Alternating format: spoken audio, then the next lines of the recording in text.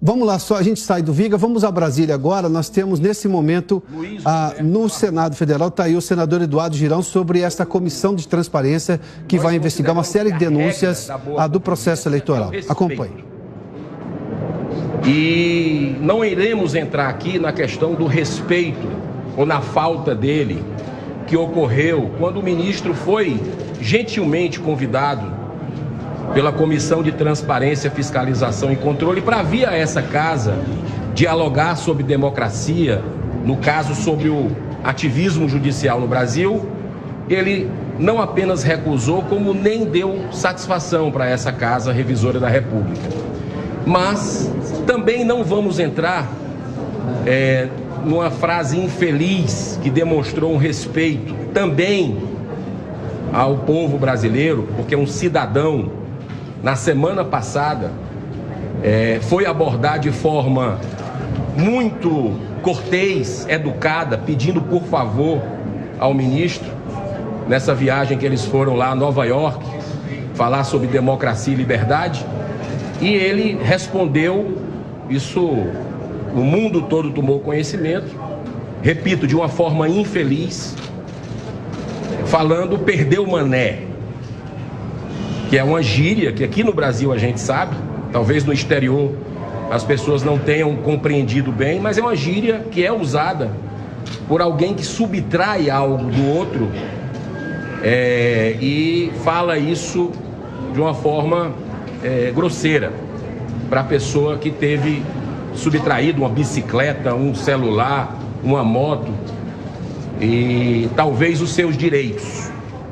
Eu queria apresentar aqui rapidamente, que os colegas vão se manifestar, aqueles que quiserem, mas os pontos centrais desse pedido de impeachment, porque o respeito que a gente está falando aqui, e aí eu entro, é o respeito à Constituição brasileira.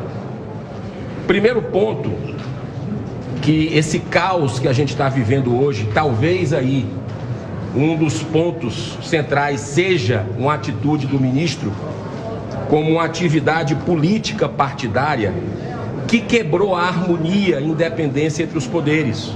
Quando ele veio nessa casa, nas vésperas da votação da PEC do voto auditável, numa comissão especial da Câmara dos Deputados, que fica aqui a 50 metros de onde a gente está, e ele fez reunião com lideranças partidárias e, coincidentemente, após essa reunião, deputados que eram a favor do voto auditável foram substituídos por deputados que eram contra o voto auditável. Então, no nosso modo de entender, isso é uma interferência direta de um poder sobre o outro. Segundo ponto, que é público e notório, a gente coloca aqui os dados todos, o ministro Luiz Roberto Barroso não se declarou suspeito quando ele fez palestras sobre a legalização do aborto no Brasil e a legalização das drogas, como a maconha. Pela lei orgânica da Magistratura Nacional, pelo Código de Ética da Magistratura Nacional e o Código de Processo Civil e principalmente a Constituição Federal, ele tinha que declarar suspeito, porque ele chegou a votar na legalização da maconha, do porte de drogas no Brasil. Então, como ele fez palestra como um militante da causa, defendendo isso, isso dá conflito de interesse flagrante.